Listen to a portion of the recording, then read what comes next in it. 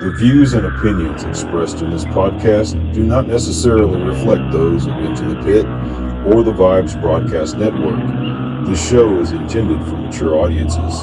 Please welcome your host, Coyote Knight.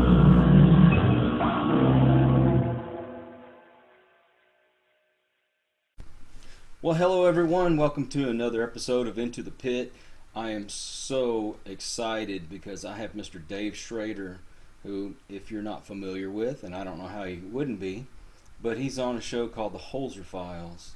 And, we may mention the show from here to there, but I want to get to know Mr. Schrader himself. How are you doing? I'm doing well. How about you? Man, as good as a guy can get who's stuck in the house all the time. Yeah, that's kind of what we're all sitting in that same little weird vein of just making the best out of what we're into right now. Yeah, and trying to keep things going irregardless, right? No doubt, yeah. So where did you grow up? I grew up about 22 miles west of Chicago in a suburb called Medina, Illinois. Medina? Mm-hmm. What was that like? Great. It was a nice little suburban neighborhood, good people, good neighbors. You know, it's kind of town where you grew up and you got up in the morning and ate your cereal and didn't come back until dinner, and you were out playing baseball and tag and flashlight tag at night and chasing fireflies. Just kind of what I wish the idyllic world would be now. Yeah, as a kid, up until I hit my high school years, if those street lights came on, your butt better be in that house. That's right. But we had a blast and we didn't get into any trouble. Occasional baseball through somebody's window, but No trouble. What kind of fun is that? Being a kid and growing up always should be about trouble. Well, I'm trying to dumb it down here. Okay. So what were the things you liked to do when you were growing up? It's just typical kid stuff. Getting out swimming, playing at the parks, baseball with my buddies, softball, pickup games of football, girl chasing, hanging at the mall, all the fun stuff. Oh, yeah, the mall. Oh, my the God. Lost art of mall walking and cruising with your buddies looking for girls. Now it's all outdoor outlets. Yeah. So you're a child of the 70s? Yeah, 70s and 80s. I grew up right in that heat of that whole area. So I was born in 67, and so my youth was really soaked into the awesome atmosphere of the 70s and throughout the 80s. So it was a good time to be alive, good time to have fun and see the world and be a part of something pretty remarkable. Oh, man, 70s were like the best for me because, like, Saturday mornings, I was up and I was watching the Looney Tunes and the Wacky Racers, and one of my favorite shows was Sigmund and the Sea Monsters. Do you remember that? Oh, sure. And of course, Shazam. Had to have Shazam every weekend. Your Fat Albert and all that other stuff. But so, was that your Saturday too? Oh yeah, definitely. I'd love getting up early, but mine always started with Land of the Lost. Yes. And then swung into Bugs Bunny and Friends, and Sigmund and the Sea Monsters, Scooby-Doo, all that, Goober and the Ghost Chasers, the Funky Phantom. I used to like all the ghost cartoons. So that was all that. But here where I grew up, like Fat Albert was Sunday afternoon or Sunday morning, I think. Really? Yeah. Did you get HR Puffin stuff? Oh, sure. Lids Town, HR Puffin stuff. Boy, that, I wish I had just a little bit of what they were smoking back then. Yeah, remember Lidsville, and everybody in the town was a hat. Yeah, Butch Patrick, who played Eddie Munster, was the only human besides the genie, I think. Yeah, that's true. Man, I forgot all about that. See, I could sit and talk about cartoons all day long because that was my youth. I usually got up around 6 because if you got up at 6, you could catch Alvin and the Chipmunks, and then it went on until about noon, and then sometimes there was the cowboy pictures that would come on at lunchtime, and I might have to stick around for that. But then it was play. So, did you have a favorite toy back then? Gosh, I love anything. Batman, Spider-Man. I remember really wanting the Lone Ranger, Silver, Tonto, and Scout big action figures. So Oh, that was kind of my big deal. And when I got that for Christmas one year from Santa, my year was set. So I loved playing with those and having them around, and just wherever my imagination would take me. my big dream was the Evil Knievel and his stunt cycle. So I had that and the stunt rocket. Yeah. And then to go about 5 feet and stop. My God, I wanted the rocket, but that wasn't going to happen for me. And my $6 million man. Right, where you could hold him up and look through his bionic eye. Yeah, about the second or third series, I can't remember. They had the bionic grip, so he could pick Yeah, up the you could engine. roll down his arm and see the bionic chip that he had in there and pull a fake skin back up. Yes, thank you. Somebody else remembers Oh yeah. that. And then, so you went through school, you got into high school. Did you play sports? No, I tried. I blew my knee out in football, baseball, basketball, tennis. So I just decided sports was not my forte. Yeah, I hear you. I don't know if you know who Quentin Coriat is, but if you ever look him up on YouTube, he played for Texas A&M back in the early '90s, and there's one particular play they call the hit. And when he hit this guy, he like broke his collarbone and everything else, and it didn't even look like he took much of a charge at him. But we were teammates in junior high, and we had practice, and he came in and he plowed into me, and that's when I decided, I love football, but I think I'll stay to watching it on the couch. Yeah. Yeah, you take a couple of good hits. And I remember playing in that one game when I blew out my knee. I was playing with the high schoolers, the high school play group, and it was after I tried out. And we went out, we were just doing a pickup game, and nobody ever throws to me, and nobody ever covers me. So I just said, I'll get deep, hit me. And they kind of gave me this look, and I was a real tall, wiry, skinny kid. So I took off like a bat out of hell. And again, nobody covered me. So this big rainbow pass comes flying over. I caught it. And these guys come zipping at me and they hit me. And I'm dragging one. And another guy hits me and I'm dragging two. And I'm doing okay. And I'm not going down. And I'm like, yeah, I'm showing them who's the boss. And the third guy hits me and they all kind of move in different directions. And my knee just goes shink. And Oh, I hit the ground like a ton of bricks. And didn't know what happened. And I went to stand up and it was like I was stepping in jello. And I just hit the ground again and eased myself off the property, let them continue on with the game. And I sat there watching the jeans start to tighten as my knees swelled up to like the size of a cantaloupe.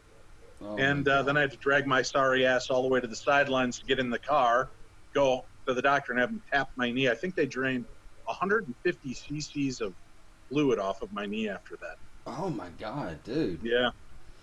So you finish out school. Mm-hmm. Did you have aspirations to go on to do something different? Like going to college or anything like that? No, I absolutely hated school. So after high school ended in '85, I had no aspirations to do anything. So I went into sales, and I made a lot of money doing sales and had fun with that. And then I found out in the end part of '87 that I was going to be a dad Oh, for the first time, and decided, well, I better get some vision here. So I applied for college and got in 3 years after I'd left high school, and I got accepted to Winona State University, and I went in and was there for almost 2 years. Fell in love with radio and kind of started my career. Met my co-host from Darkness Radio, Tim Dennis, there, and we became buddies. And lo and behold, that was 1988, 89, 90. I was on the radio at Winona State University at KQAL. And then went off into the real world to continue in sales. Tim stayed in radio, and then in 2005, Tim contacted me and said, we want to do a radio show together. And January 1st, 2006, we launched Darkness Radio. oh wow. Yeah, I love this platform because I really wanted to be a DJ when I was growing up, and because I love music, but I took a class and it seemed a little intimidating to me trying to learn all the gadgets and everything. And instead of sticking it out, I let it scare me, and it chased me away. My dad told me if you don't finish college, you're going to be a ditch digger. Well, really, Dad? Well, I went to work for the city that we lived in, and lo and behold, I became a ditch digger. Your dad had psychic premonitions as well, huh? Right? So, I go on from there. I've stayed in the business for 20 some odd years and became a supervisor, but it just was not what I was looking for. I got into the paranormal, and I said, you know what? I'd like to try my hand at podcasting. So I've been doing it for a few years now, and now I have a new love, and I feel like this is what I'm meant to do. Did you get that kind of sense when you got into it? Well, I'd always wanted to do radio since I was a little kid. So, when I had the opportunity in college to do it, and then for my friend to bring me back into the fold and let me do radio again, I just took to it like a duck to water. Okay. So, and there's like nothing else that you could see yourself doing? Well, obviously, I'm on TV with the Holzer Files. I worked behind the scenes on Ghost Adventures for 3 years. I was on 7 or 8 episodes of Ghost Adventures on camera. I was on Paranormal State. I did a 12-episode miniseries called Paranormal Challenge on Travel Channel back in 2011 and 12. So I've been out there doing all types of things. I co-authored a book called The Other Side, which was a guide for ghost hunting and the paranormal. So I've had my hands in quite a few different different things, just keeping myself afloat and interested in examining more and more. Plus, I get to travel the world and see cool places, meet great people, and just have a good time. Now, working behind the scenes, is that how you actually got into doing the paranormal, or did something happen to get you interested? I'd had the paranormal around me my whole life, so I've always had strange experiences with ghosts and interests in cryptids and UFOs, so it just made sense to follow that passion with my radio and love of paranormal and marry them together and create Darkness Radio. Okay, now I heard a rumor about you, and I want to see if you're going to confirm this or not. We have a mutual friend, and I'm not going to tell you who she is, but she said when you're like off camera, you are a cut up. But then as soon as the cameras come on, you are just as straight-laced and as serious as can be. Is this true? For the TV show, yeah. Because with the Holzer Files, I'm following in the footsteps of a very serious investigator. And I don't want to do him any misjustice by acting like a goof.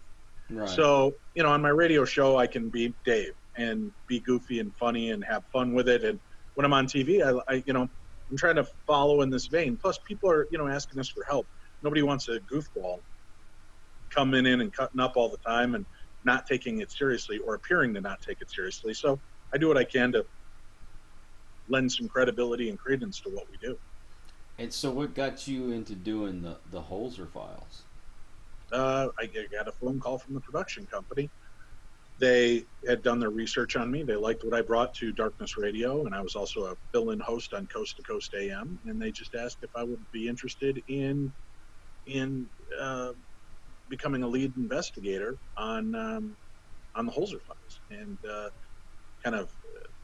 there we go. There's some light. Take what I do on the radio and position it to where I can do it on TV and ask the questions and probe and try to get to the understanding of what it is we're really examining.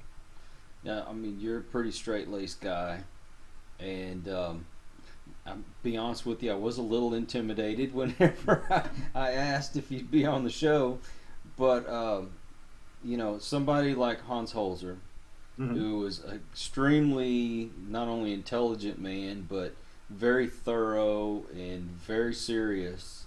Right. Do you find it difficult to kind of follow in those footsteps, or do you feel like you were able to step in and just kind of take off where he left as off? much as I can while still being me? I try to bring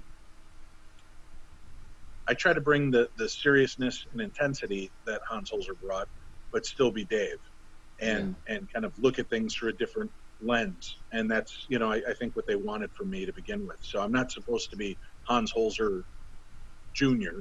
I'm supposed to just be Dave Schrader, who's now reinvestigating with our team, Shane Pittman, who you've had on the show, and Cindy Keza, our medium, who's extremely talented. And we were just kind of re-examining. Hans Holzer knew that cases were never completely filled, no matter what he did and how many spirits he might help cross over. There sometimes would be new things that would unfold. So a story was never truly closed. And we're going back in with new ideas, new concepts, and the ability to dig deeper into history than even Hans Holzer was able to do back in the 50s, 60s, 70s, 80s, and 90s. Mm-hmm. Well, you figure now you have computers that you can do a lot more research, get into these backgrounds. Of course, you've got the old-fashioned go to the library and go into City Hall and all that kind of stuff. What about the equipment that y'all use? Do you find that to be a hindrance, or is it actually a tool that's able to expand on what he did? Oh, Hans Holzer was never a big fan of technology. Mm-hmm. He believed in being there and being a part of the moment. And, he would use cameras and audio recorders, of course, and his medium. So I do try to keep it scaled down as much as I can. Shane is kind of our tech guy, so he's got a lot more of the tech that he uses, and I'll use the SLS camera, my audio recorder, maybe a spirit box, but I like to just kind of absorb into the environment. And, I just find that to be more rewarding for me when I'm able to kind of connect with the energy, and I'm not just focused on a little square monitor in front of me that I'm trying to look at while, in these beautiful historic places. I want to be there. I want to watch it. I want to see it. I want to see if there's anything. You keep looking at the little mini screen and then looking up. Your eyes are constantly trying to make variances in the dark, and you can get all kinds of false positives. So I'm very cautious with the equipment that I use and how I use it, so that if I have an experience, I have a good idea that it was a legitimate experience and not just a trick of the eyes because of the equipment I'm using. Yeah, 'cause I find that a lot of people that have been in it for a while, I mean, they are discovering new tools and things, but they all seem to go back to the old-fashioned ways. As much as you can, but it's more exciting. A lot of the equipment now gives you that immediate response that we're all so trained to want. We're the MTV generation, and we want it now, right? Yeah. And I want my EVP, right? We want it now. We don't want to take it back, listen to all the recordings, wait for it. You want it now. You want the video, you want the audio, you want the photograph. And so I understand that to a degree, but I also understand that sometimes that you can miss out on being in the moment. And what about the scientific aspects of these things? Do you have people that you can send these different pieces of evidence to that can scrutinize it for you, or do Sure. you do have that? Huh? We lean on people in the field that I trust, photographers, to take a look at a picture or video to tell me, hey, does this look natural? Plus, you got to remember, when we're shooting, we're working with guys that have been working behind the cameras for, 10, 20, 30 years. So if they know what a lens flare looks like, they know what dust orb is going to look like. So they're familiar with those images, and they help us dismiss a lot of garbage evidence. Okay. And you'll see us, and I mean, I've been doing this for 14 years. Shane's been doing it, I think, for 10 years. So we know what we're looking for when we're reviewing evidence. And if something kind of baffles us, we'll take it to each other or sometimes an outside source to get a fresh pair of eyes and perspective on what it is, and do they have any idea what we might be looking at. Do y'all feel like that you lean a lot on Cindy? We try not to. I mean, we lean on her to kind of crack aspects of the case. There are times when I'll go in knowing the case from the history logs, what historians have told us about the locations, and what Hans found out when he visited. Sometimes she'll come up with aspects that we're like, that doesn't register. And then pushes me to dig a little deeper, ask a few more questions, pointed questions, and all of a sudden things start to unfold from the experiencers and historians. And then we can start to tie some of these stories up and understand the narrative that's going behind the scenes with these characters, and who these spirits might be, why they're there. And it's eerie how good she is at what she does. But Hans Holzer realized a medium is a really good tool to use, but it should not also be the only aspect. There has to be some research, the evidence that she's able to supply, and then what we were able to capture to help corroborate it, kind of creating the holy trinity of information. We've got the technology, we've got the inquisitive history that I'm able to get, and we've got the medium. And I think that's what makes the show come together really well, is there's this beautiful pairing that happens between the three of us that opens these stories up and allows us to go deeper into the mysteries and histories that are there. Yeah, I hear a lot of people talk about they get into these groups, and some of them are friends, but some of them seem more like family. Y'all seem pretty close knit on the show.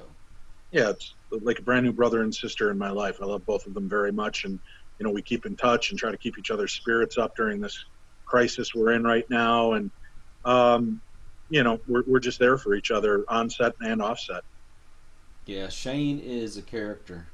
Yeah, that he is. That he is. All right, a little bit more personal here. Okay. When it comes to mediums, and I've told people this time and time again, I used to think that all they were like a circus sideshow. They know how to read you, and they know what kind of information to pull out of you. Have you always believed in mediums and psychics, or did you have to go through that process of prove it to me? Yes, and yes. I've always been open to the concept because I've seen ghosts. I've heard things. So obviously there is something to being sensitive to the situation, and somebody that's attuned that from a very early age on, or works at it and hones it, why wouldn't they be able to continue to tap into it? Do I believe everybody? No. Right? Just like there are singers out there that, there are singers. There are the Frank Sinatras, the Elvis Presleys, and then you've got the Kanye Wests, who aren't singers, but they're performers. Mm-hmm. There's a difference in the element that they bring to what they do. I've seen a lot of performers, but there's an elegance sometimes to what they do as well. I'll tell you, fake or not, I've seen mediums help somebody heal quicker from the trauma of losing a loved one than I do seeing them lay on a couch and talk about it with a $150 an hour therapist for 10 years of their lives. So it just goes about, what exactly are you looking for? Now, the true connections, like Cindy will bring to us, or Michael and Marty Perry from spiritart.com are two of the most talented. Mark Anthony, the psychic lawyer, amazing guy. Chip Coffey. These are some of the mediums I've worked with. I've seen them do things that goes above and beyond the generic glossing. Now, it doesn't mean that sometimes they aren't hitting the surface as well, but I believe they're covering the surface to get deeper. Some people are just happy with, Kyle, I'm sensing there's an older man near you. Does this make sense? Like a dad or a grandfather? Does that make sense to you? Yeah. He feels very paternal, like a father. Is your father crossed over? Yes, as a matter of fact. And he's here letting me know how much he is proud of what you're doing and that you're living your dream. Now, see, I have no mediumistic ability, but I was fishing, right? Now, as you said, no, my dad's still alive, but my grandfather, I could have easily gone, but you were very close with your grandfather, right? I mean, he was almost like another father figure to you. That's what I'm picking up on. So I've seen that kind of aspect, and it's crazy. But then I'll watch, Michael and Marty Perry do their gallery session, and Michael is connecting with somebody over here, and all of a sudden he stops and he's like, I'll be right with you. Just hold on. And he's talking to another spirit and comes back, and he's like, I'm sorry. This is so rude. I'm talking to somebody else. I'll get to you. And he goes back and all of a sudden he goes, I'm really sorry. Would you stay here so I can continue this? All right. The spirit says they're going to stay here, Kyle. I've got to go over here. This is very distracting. All right. What do you need to say? Okay. And then he turns to the audience. He goes, who used to have a horse with a brown face on one side, white on the other, and a big blue eye? And this woman, right where he's looking, bursts into tears. And he goes, your horse is here, He wants you to know how much he loves you and that he's always with you. Now can I go on with their, okay, thank you. Yes, she's got your message. Thank you. And then he turns, how the do you pull that out of the air? True. The specifics of it wasn't a, oh, do you have a parent or loved one that died with an RJOPTLMN name, something like that. That's so generic and basic. Michael and Marty Perry, they just hit things like that. Cindy Kazel will go into these locations without any prior knowledge of where we're going to go or what it is that we're examining at these locations, and she connects to something absurd, but something highly detailed. And then I dig, and you know, when we did an episode with the Ocean-Born Mary case, she kept saying, I'm seeing a flag, like a pirate flag. It's red and yellow and black. And Shane and I had the pirate flags that this pirate used. They were black and white, every one of them. And it was a symbol. She's like, there's a hand with a sword. And we're like, nope. And it's kind of like, oh, look, she screwed up. And then as I start digging, I find that was their regular flag. And when they were ready to board, they had a second flag. And lo and behold, the second flag was red with an hourglass in yellow on it and an arm carrying a big sword. Oh, that's what they would run up the old flagpole when they were ready to board and take over your ship. That was their Jolly Roger. So she's spot on. How could she know that? Because had she not brought that up to me, I wouldn't have thought to ask the historian this question. And the historian's like, oh, actually, you wouldn't know this because this pirate, one of the people that served under this pirate, also created a secondary flag, and she flips open and shows us his image. That to me is so mind-blowing that you just can't dismiss what it is that just occurred. That's not a generic base deal. It's something real. It's connected, and then my own experience in 1988, 1987, it was New Year's Eve, 1988. I'd been out at parties and I'd stayed the designated driver. And every time I passed my mom's street dropping people off, I'd have these horrible, cringy visions of her being wheeled out to an ambulance dead. And I'm like, what is wrong? God, Dave, get out of your own head. And it happened all night long as I passed. And then I went and dropped my final friend off. He's like, dude, come on in and just spend the night. You're tired. I'm like, all right. So we went in and we started, and I'm like 20 minutes in. I'm like, dude, I got to go home. Something's wrong. Something's wrong. And I left, went home. My mom comes shuffling out in the kitchen, one eye closed, one eye open, her hair all crazy. And she's like, what's going on? I said, oh, Mom, I just got home. I'm safe. I stayed sober. I drove everybody home. She goes, good boy. Let me go to the bathroom. I'll come out and talk to you. And I said, okay. She turned around, boom, and collapsed. She had a massive seizure. Now, she didn't die, thankfully, at that point, and we were able to revive her, get her to the hospital, and get her checked out. But I felt drawn to her all night long. And I get there, the minute I get there, she suffers a grand mal seizure. So she had never done that in her life and never did it again. So I can't make sense of it. But I can't just throw the baby out with the bathwater that all mediums and psychics are wrong when I've had the experiences myself. Now, I don't want to take away from your time, but I have a little story similar to that where I met my first psychic medium. I went in for a reading. Never met this lady in my life. She didn't know me from Adam. You probably heard that said 100 times, but this is exactly true. I wasn't even there for the reading. My wife was. And she looked at me and she said, you just lost somebody today. His name starts with a B. Okay. And it blew my mind because that morning my grandfather passed away. His name was Byron. Wow. Okay. Coincidence? I don't know. She wasn't fishing. She just came right out and told me the facts. And then she started laughing, and I'm like, what in the world are you laughing about? She goes, I keep seeing the water boy. Why do I keep seeing the water boy? And my wife and I turned to each other and started busting out laughing because the running joke between me, her, and our daughter is that when, like, especially driving around or we're just hanging out, we start doing stupid quotes from The Waterboy. Love that stupid movie, and no, but nobody else knows that. Well, of course, now you do, and whoever's watching this. But how do you pick up on something like that? How do you have a clue as to what that is? Which means there is some kind of interconnectedness, and you're either speaking to the spirits that are there, or I'm connecting to this kind of psychic Rolodex that stays around Kyle. When I'm connecting with you, I'm not really seeing the dead. I'm seeing a projection of your memories, your thoughts, everything that's kept in your file of facts in your body and soul.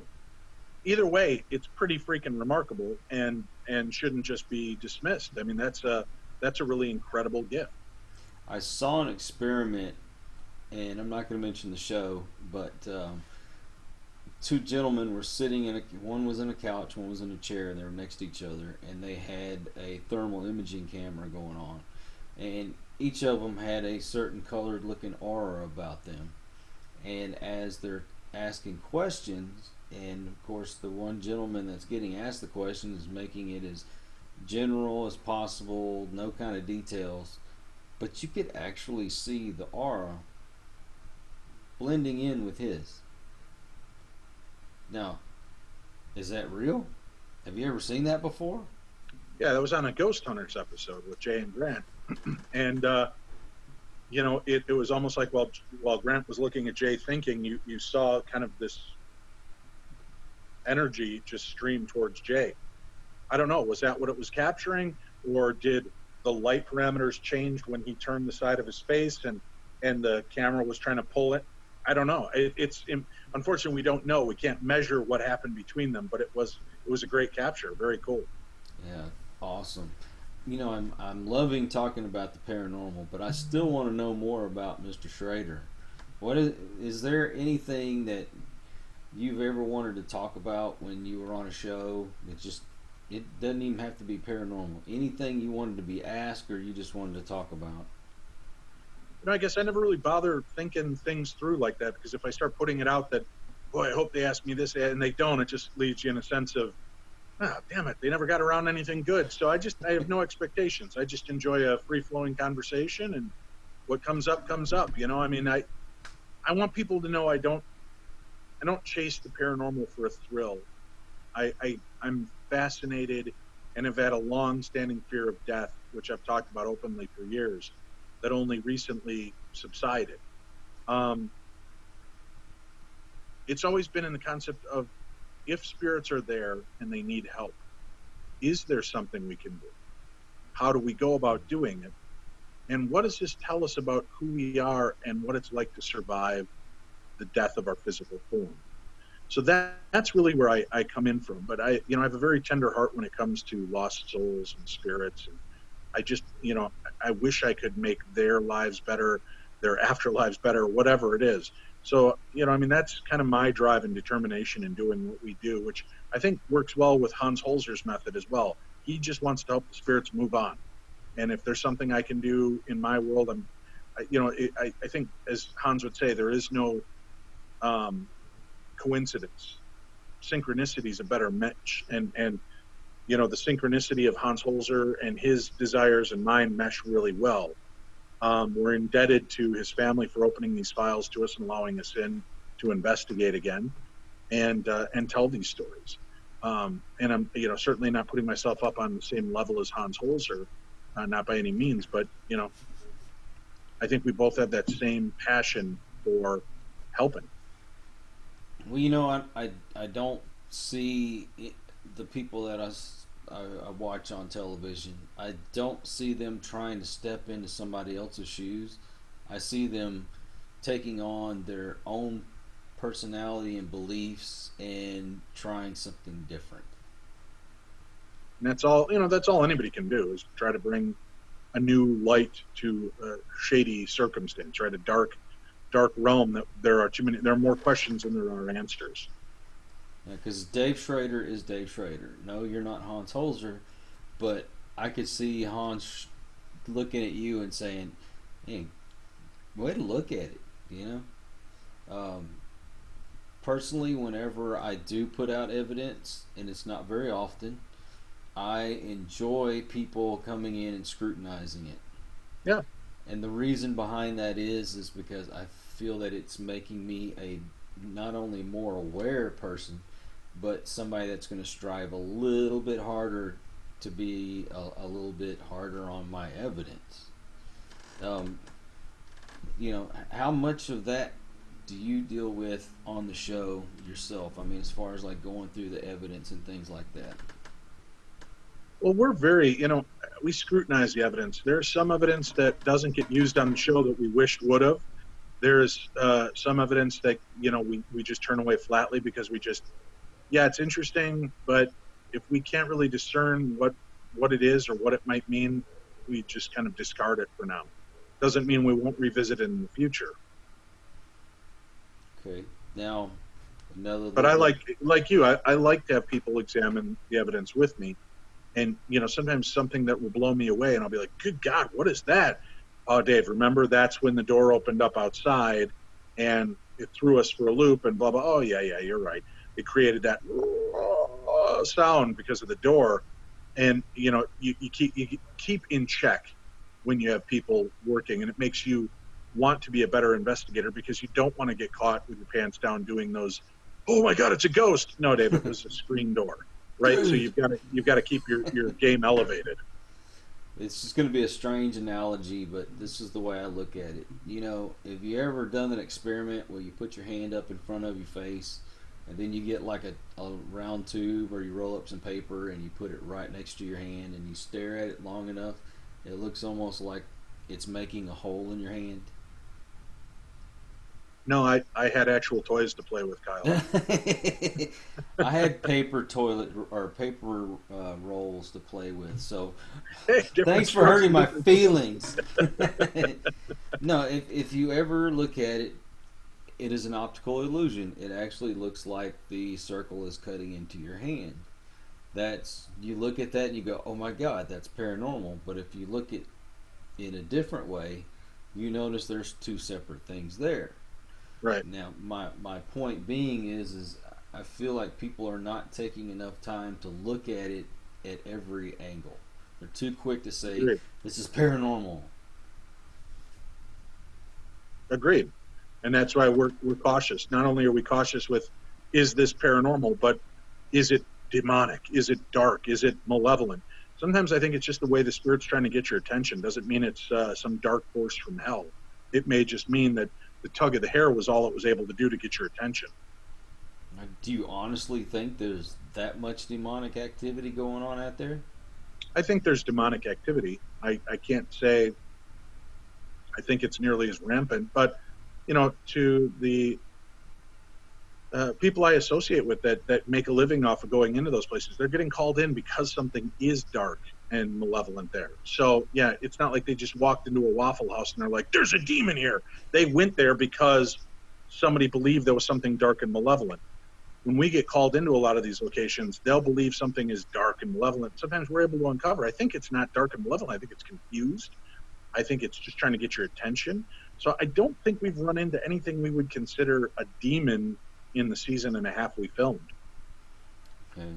And have you had anybody that you've contacted and say, hey, we want to follow up on this, and they get all excited and they're like, ooh, let's set something up to make it look like something's happening to see if we can fool them? Have you ever run across Not so that? far, knock on wood, no. I mean, everybody's been pretty, because they don't want to look like idiots either. They don't want to have us in making these grand claims and then find out nothing's there. Plus, we're able to capture evidence, we're getting something. So most of the people that have us in, all of the people want us there.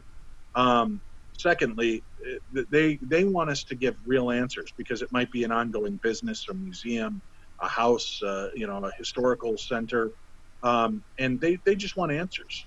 And our job is not to go in and scare the crap out of them. Our job is to go in and give them answers. Do you do a lot more debunking than you actually find evidence?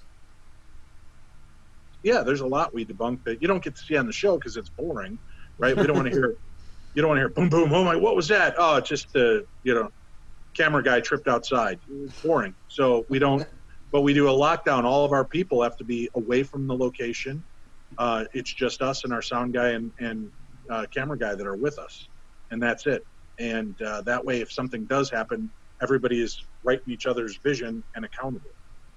Now, I know shows like Ghost Hunters, they'll be in a location for a week, 2 weeks, sometimes a little bit more.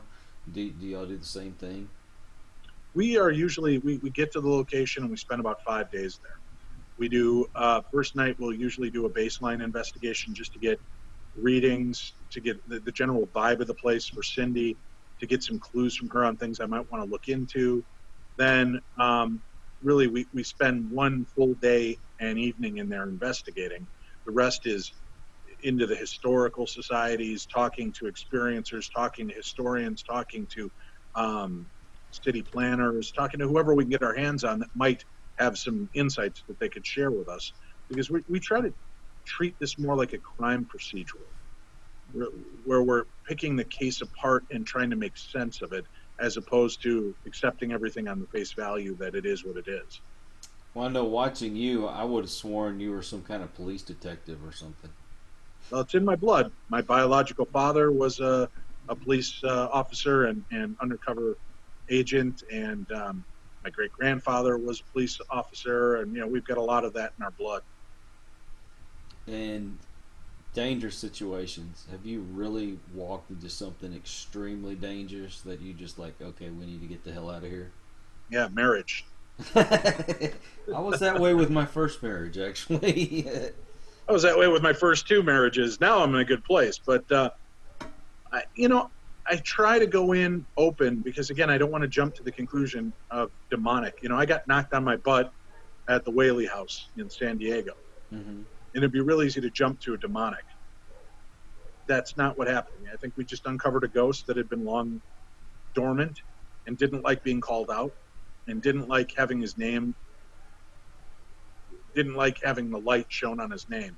And I think that he was more doing it to get my attention and show me who's the Lord and Master of that house. It's not this flesh bag, it's that person. Juan Verdugo. That's who I think is haunting that house. And I'm not saying there aren't other layers of hauntings taking place, but this one central figure that I believe was what they were sensing when the Whaleys lived there, because they too had experiences that were very alarming and dark.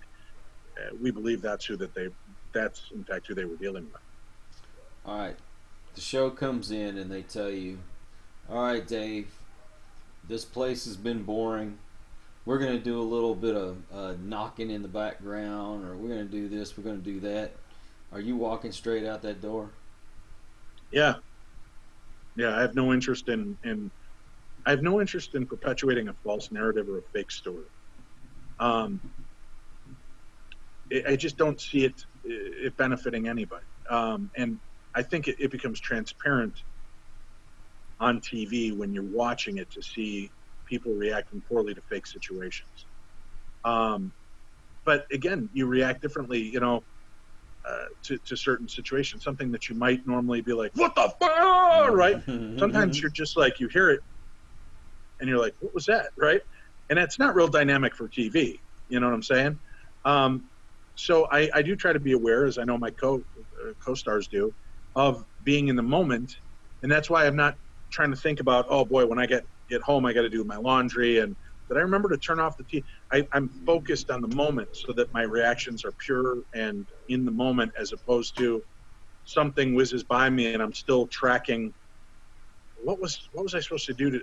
Oh, what the hell was that? Right? You're dulled your senses. I go in hyper focused, ready, and wanting to see if we can experience something. So I'm alert, and that's what I think is important. But yeah, if they asked any one of the 3 of us to fake things, I'd quit in a heartbeat. See, that's what I like to hear, because I feel like there are some shows on there that are just doing things just to get the ratings. Yes, it's entertaining, but it makes everybody that's trying to do the right thing look bad. So, well, and this is what I will say. A lot of people, a lot of the stars of these shows take heat because they're like, oh, that's so scripted and acted. Yeah, sometimes it is. It is acted. And here's what I mean. Because I'm in the middle of having an experience, and a lighting system falls down. So you were getting my real excitement of what happened, and boom, boom, boom, boom. Well, that just ruined the scene. So, Dave, we got to reset. Can you say what you just said? And then you can, it's not us acting. It's us recapturing the moment that actually happened but got screwed up because the lighting system failed, the camera shut off in the middle of us talking, our microphone battery went out, something stupid, but not with evidence. There's a difference between me talking to Kyle, who had an experience. So Kyle, talk me through this. Sorry, I stumbled. So Kyle, talk me through what happened to you. See, there's a difference there. That's not me acting. It's me trying to be clean and concise so that you and I can have a good conversation. And that's it. Sometimes it'll take you off your game, and it does seem acted because you're trying to recapture the moment you just lost because of bad timing, a dog barking, the lighting falling down, your camera quitting, your microphone going out, whatever those instances may be.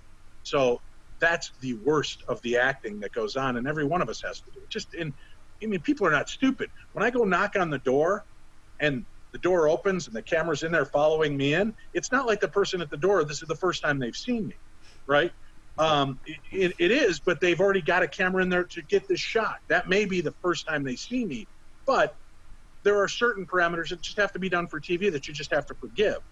Faking evidence is not one of them, and we wouldn't be a part of that. Now, if I found out afterwards that something happened that wasn't what we put it on TV, I would have no problem addressing it, saying, oh, by the way, that's a good point, Kyle. In episode 3, when we heard on the wall, we found out a week later that it was actually the neighbors knocking on their garage door trying to get their wife's attention. I'd own up to that if we found out at another point what happened. And our production team is very tight about that. That's what they want as well. They want legitimacy, honesty. They don't want to catch us doing something stupid either, because then that makes us all look like idiots. And that's where it goes. But there is no acting, there is no faking, there is only what we show you, because that's all there is. There's no other little aspects. Like I said, I think it can be forgiven for the fact that I started to talk and I go, so Kyle, when you had when you had that experience, nobody wants to see that on TV. What they want is, so Kyle, when you had that experience, walk me through what that felt like. They want to clean. They don't want, wait, do I have something in my nose? Did it? Okay, no, all right, good. So Kyle, they don't want all that nonsense, right? Right. It lends nothing to the story. So you want to, keep things concise. And when we have to redo things, it's only in addressing what just happened to us, addressing the question at hand, readdressing the guest I'm talking to, or vice versa. Because, especially when you're interviewing people and they're not used to it, and they've got their microphone underneath there, some of the women will, oh my, and I was so terrified, and I saw this thing, and it was just so alarming. And the whole time, what the microphone is hearing. So I was, and then I saw the, so they have to recut those moments and get the audio again so that we can hear a clean version of what this person is saying. Yeah, I've talked about this on some of my other shows, but I had the privilege of doing a pilot for A&E some years ago. Unfortunately, we didn't make it on television, but the experience was really fun. You've got the microphone hooked up to you all day. Somebody's following you around with a camera all day. And then and this wasn't paranormal, by the way. We were building a bar, and it was a Houston Texans themed bar. And it was like giving kryptonite to Superman to me.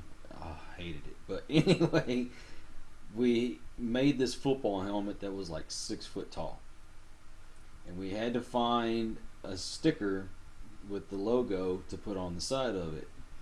So they ordered it. We found a place down the road that could print them up for us. We get there, we're pulling in the driveway. The director comes out and says, hey, hold on, can y'all go back around and come back in the driveway again? I'm like, okay. We drive around, come back in there. Hey, try coming in like this. Like, what the freaking difference does it make how you drive into a driveway? I bet you I walked into that store a dozen times. And then you go up to the counter and they made the stickers wrong. They had them both facing the same direction. Well, on a football helmet, they're mirrored on, and so I'm like, dude, these are wrong. And they're like, ooh, that's great. Let's do that again. It gets annoying after a while. So I know what you went through. Right, but it's not like they made the print wrong so that you'd have something to react to. They just want to capture your actual reaction. And then when something happens, they're like, ooh, that's interesting. Let's examine that. Dave, go back into that and ask that question again. And that might be the direction I get. Can you take that a little further? What did he mean by that? And so, because sometimes you are questioning, and sometimes as you're going through it, I may have just heard a 10-minute story from you, and I focused on what you said at this point, and I totally missed the segment where you said, and then my mom came to me twice as a ghost, because I was so focused on the ghost story I was asking about. Right. And then I'll be reminded, Dave, did he just say he saw a ghost? His mom's ghost? So Kyle, wait, I don't mean to go back now, but you said you also saw your mom's ghost? And that's because it could be an important part of the story. Maybe it doesn't turn out to be an important part of the story. But they'll help point out, too, if I missed a point or a question. But it's all in the integrity of keeping the product pure and getting, which is what my co-host on my radio show does. If I miss a question, sometimes he injects and jumps into, hey, Dave, wait, before we go any further, Kyle just mentioned ABC, and before we go on to XYZ, what was DEF like? And it's a good point, and you have to flesh that out, because that may be the missing piece of the puzzle. True. Well, I mean, that part of it I understand, it's not scripted, but having to do it over again, getting a different reaction, right, or even a different angle, different take on what you just said. My concern is it's gone around, especially in the podcasting community, that you have shows out there that are just there for the ratings, and I would much rather watch an episode of Holzer Files or the Ghost Hunters, and they go the whole evening and they don't capture anything, but they're able to debunk things that's going on because it's real. But with that said, I was a part of an episode on Ghost Adventures where we didn't capture anything, the entire episode. And we were in this house that was supposedly demonically haunted in Washington. And to their credit, they ran the episode without catching any evidence. And I was so proud of them for running that episode, because I would, you'd have thought they would have just scrapped it. And Zach's like, no, dude, we got nothing. We need to show, that it's not always a home run. And we showed it, and fans berated and bitched. Oh boy, you tease us through the whole thing, and there's nothing. You guys get nothing. And I'm like, what do you want? You complain because, this is all fake and a setup. Then when we deliver you an episode where really nothing does happen, this is a boring waste of time. See, there's no satisfying everybody. This is true. There was a big contingent that really stood up and cheered and waved their flags, and they're like, yes, that was awesome. You guys showed it exactly as it needed to be. There was nothing happened. We never said that there wasn't anything paranormal there. We just don't believe there was anything paranormal. We believe it was more around the guy and his woman, not necessarily paranormal. Right. And that's the way we left it. People they think they know what they want until it's out there. And proof is, I'll go watch a ghost hunter show, Ghost Hunters, not the TV series, but a ghost hunting show on YouTube that's all jump scares and overreactions, and it's got 6.7 million viewers. I watch one that's meticulous in showing how they unroll the cables, set up their equipment, and do this, do that, and then still capture good evidence. They've got 185 views. Why? This is what everybody wants. They want to see the scientific approach. No, they don't. It's boring as hell. Nobody wants to watch you unspooling cable. Nobody wants to watch you focusing your cameras or recalibrating your EMF detector. It's all boring. boring, boring, boring. Anybody that tells you it's not is a liar. So it's, you know, again, well, what you think you want to see and what you see are two different things. And unfortunately, a show like that would be awesome for the first 15 minutes. And then you're like, God, why don't they go out and play catch in the yard until it gets dark? You know, let's Ghost Adventures this up. Let's Ghost Hunters or Ghost Nation or Holzer Files this up and give us something in between. You know, reality is slow, tedious, and boring. Reality TV is taking all the slow, tedious, and boring parts and compressing them into a 42-minute program and giving you the best elements that we can supply to you. So a lot of people would say, oh, those shows are fake and they're out for ratings. What makes them fake? And every show is out for ratings. Every show. We all want ratings because that's how you get advertisers. That's how you stay on the air. It's what you're willing to do to get those ratings. Now, everybody wants to jump on and, well, Ghost Hunters took a lot of flack for a while. And, well, they're faking this, they're faking that. Where's the definitive proof of that? Because you don't believe it, or you think you're a stay-at-home couch detective and you watch something on TV and you know how to debunk it, or you can redo that. Now, just because I can redo something, does that mean that the first time it happened, it wasn't real? Right? So I just tell people to be cautious with their ability to broad stroke and say, oh, this is all fake. Because I've worked on Paranormal State. In the episodes I worked on, I was on screen once and there for filming for 2 others. What you saw in the final product is exactly what happened. There was no embellishment. There was no weirdness. Ghost Adventures, I did 7 or 8 episodes with them, plus their 2 live events. Everything that appears in the episode is exactly how it played out in the episode.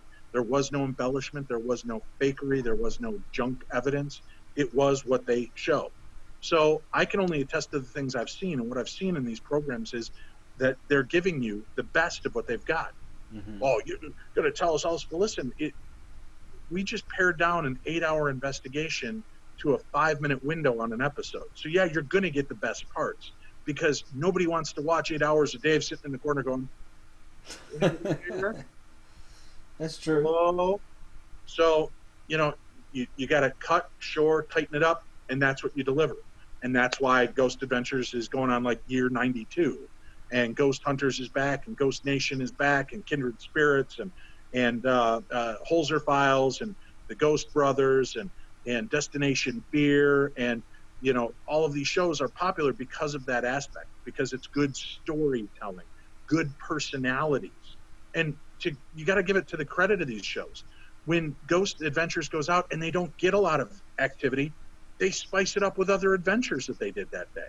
You see Zach running out and grabbing a rattlesnake by the tail, right? You see other funny, goofy, silly things that give you a look into the lives of those people that you're watching every day, so that you know they're more than just Dave Schrader going, really, can you tell me more, Kyle? Yeah. Right? Because that gets boring after a while too. People want to know that we're humans. So I appreciate when these shows will take you the next step and give you a little bit of who they really are, and giving us a chance to see the group dynamic work together and the personalities as opposed to just ghost hunting.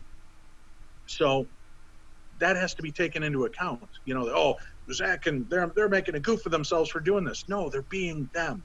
They're being fun and dynamic and exciting to watch. How do I know? Because they get 1 million+ viewers every week tuning in to watch it. So, you know, they're not wrong.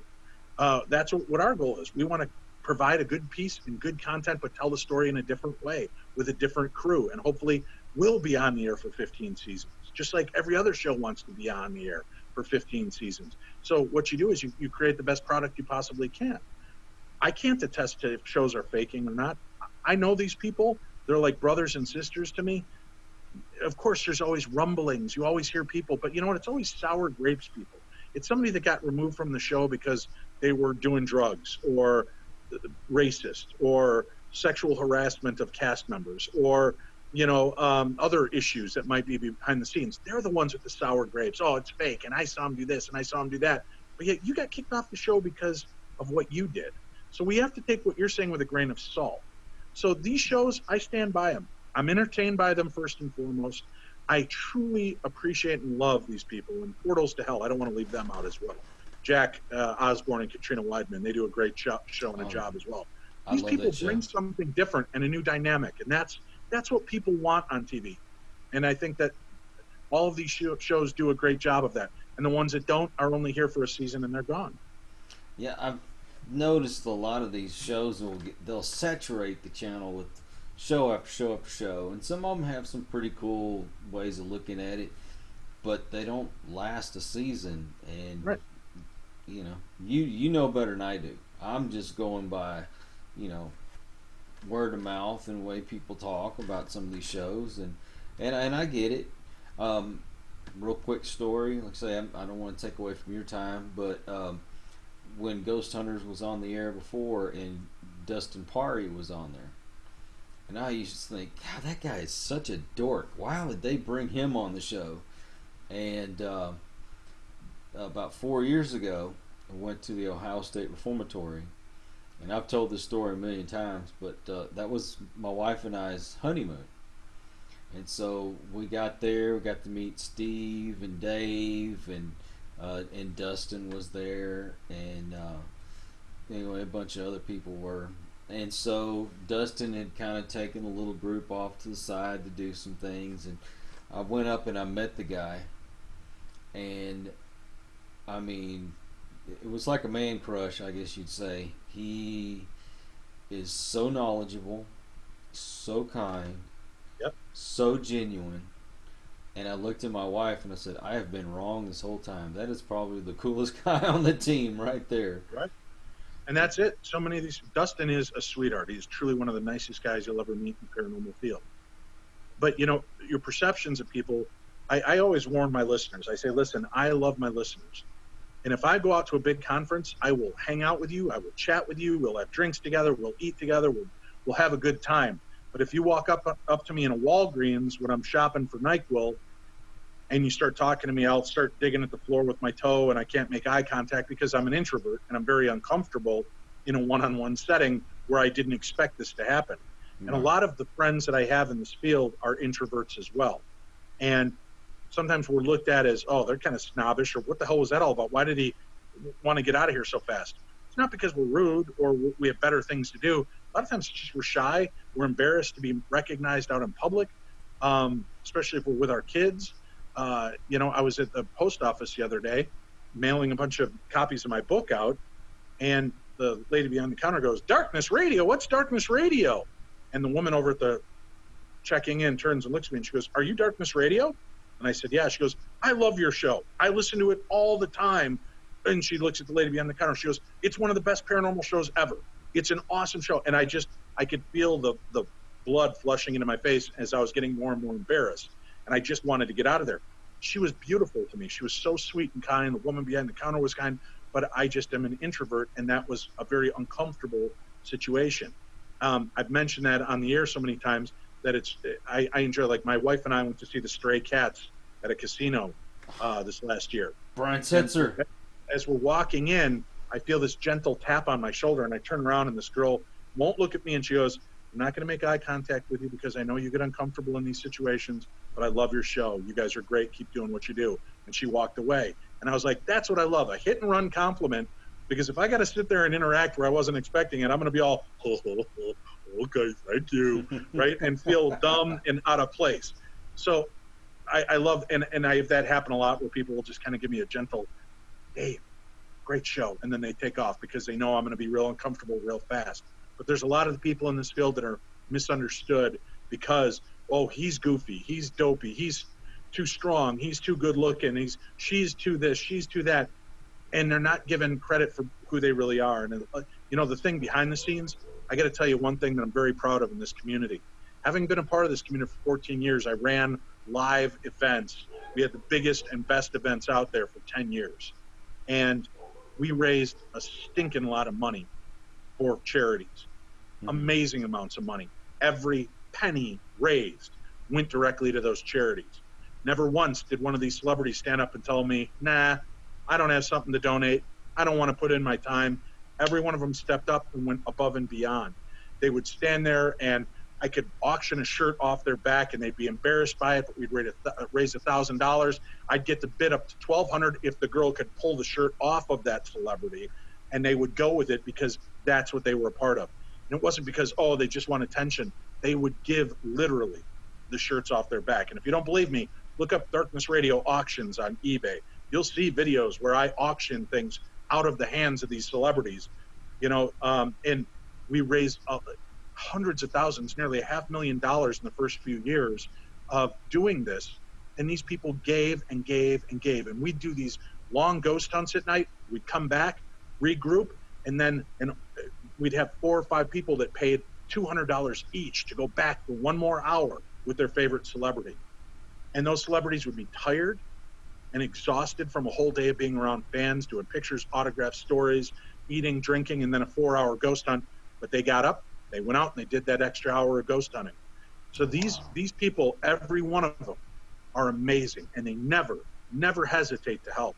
If there's a cause, if there's somebody in need that we can all get behind, and I have to say that carefully because everybody's always got their GoFundMe pages out to all of us asking to post them, and we don't, because you have to draw the line at some point. But when we know there's a good cause, like Haven House, the battered woman shelter in California, the animal shelters that we've helped, Shriners Children's Hospitals that we've helped, the Juvenile Diabetes Research Foundation, all of these deals that we've raised money for, I'm extremely pleased to say that not one para-celebrity has ever refused to help out, and they've done it magnanimously with huge smiles and an open, generous heart. And I've even watched the celebrities sit in the audience during those charity auctions and bid stupid money against each other so that they could get whatever I was selling, and then they would sometimes take that item, turn around and donate it to a kid that was sitting in the audience. Aww. So they may have just spent $1,100 on an autograph of George Romero and then hand it to the kid that had to duck out at $150 because that's all they could afford. So that's the kind of people that are in this field. So as much bad press as they get, every one of them, every stinking last one of them, deserves praise and accolades because they do it, and they do it without you even really realizing all the good that they do. How many calls they make to kids, how many people they stop and take pictures and talk to constantly. A lot of these guys can't go more than 20 feet at a mall without being interrupted, and they're always kind. They're always there. They're always a part of it. So I give them a lot of credit in this field, and I'm proud to be a part of the paranormal field for the radio show, Darkness Radio, now in our 14th year, the Holzer Files, which we're just in the middle of filming season 2 for Travel Channel. Any of these aspects, I'm proud to be a part of this brotherhood, even across TV networks, radio networks. I'm glad to be here and to know everybody that I've met throughout this journey. Yep, so yeah, it's amazing. I wouldn't Sorry, I'll say... get off my soapbox now. No. That's that kind of stuff is what I want people to hear, because a lot of times people will sit here and they watch these shows. Number one, they idolize them to the point where they become extreme fanatics, and they want to attack you, or all they want to do is bombard you with paranormal this, paranormal that. But they don't stop to think. You're a person. You put on your pants one leg at a time. You get up, you eat breakfast, you brush your teeth. You gotta take care of household chores. You do all these things, and yes, you're on television. Yes, you do paranormal, but there's more to you than that.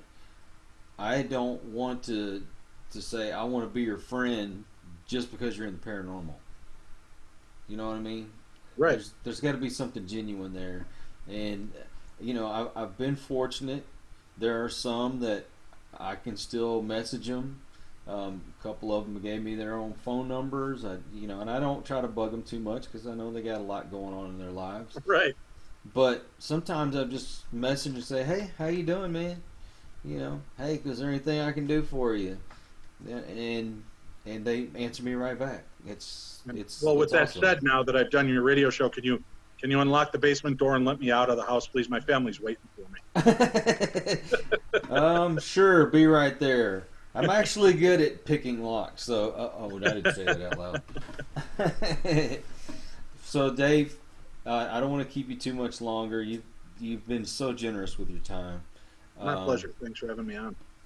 If you weren't in the paranormal, you didn't have your show going on, your Darkness Radio, what would you be doing right now?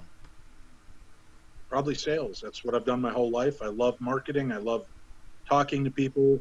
I love the thrill of the hunt, of finding people to connect with items that they want. So that's, I think, what I'd be doing is still be working in sales in some capacity. Okay, That or I'd be a Chunkendale dancer. I want a Kiss pinball machine. Hook me up. Sorry, my genie powers aren't working right now. And my last part of that question, and then we'll end it there. What do you want to be remembered for once you're gone? Through it all, I just want to be remembered as a dad that loved his kids more than anything. I'll see. Family man. But you still won't take my kids. No, God, I said I want to be known as a man that loved his kids, not everybody else's. Well, Dave, you've been a wonderful guest, and I couldn't thank you more. I know you could try. You know what? No. You get to Texas, I'll take you wherever you want to eat. How's that? All right, sounds good. Any parting words before we go? These are strange times. This is an opportunity for us to reconnect with each other so that maybe we don't need mediums and psychics at the end of our life cycles to try to connect and make amends. Maybe this is the time to reach out to the family and friends that you know and have and realize just how precious life really is. Take the time to love one another, listen to one another, and extend an arm of support to others. During this time, I've said if you email me, dave@darknessradio.com, and you email me your phone number, if you're lonely during this time and feeling like you just need somebody to talk to for 5 or 10 minutes, I will try to give you a call and do that. And I hope more people will open up their hearts and minds to people that may be isolated during this crisis. And this isn't to pat myself on the back. It's hopefully to encourage everybody, other paranormal celebs and other fans of the paranormal to open their hearts and minds to other people that might be in need. But more importantly, to remember to forgive people in your life and yourself and just make the best of the life that we're given. Because as we've seen recently, there are no guarantees. No. So make the best of what we have and take that going forward. Wow. All I can say is thank you, everybody, for joining us. I can't follow that up with anything. That was perfect. And where did you say they can get in touch with you? You can always find all my information at darknessradio.com. Darknessradio.com. And if you do have listeners or followers out there that are lonely, just want a 5-minute phone call to say hi, shoot me an email with your phone number. I will be calling you from my business Skype account, and we'll have a 5 or 10 minute talk. Unfortunately, I can't do hour-long conversations, but if you just need somebody to call you up and tell you you're pretty, you're a good person, whatever, I'll be more than happy to jump in and do that. But you can also just email me, and I'll try to respond to emails as well. So through all of this, just be kind to yourself and those around you that you love. Make amends now while you've got the chance. God bless people like you, man. Honestly, not a lot of people would do that. Thank you. Thank you. All right, well, I'm going to end it on that note, and please follow this guy. Listen to the Darkness Radio, because I'm going to tell you what, I enjoyed it. I even bugged him about it the same night. Hey, I was listening to your show. And he's like, who is this guy that keeps messaging me? But thank you again. Thanks. Truly. And thank you all for listening. And join us again on the next episode of Into the Pit. Take care. Thank you for joining us on Into the Pit. Please follow us on Facebook.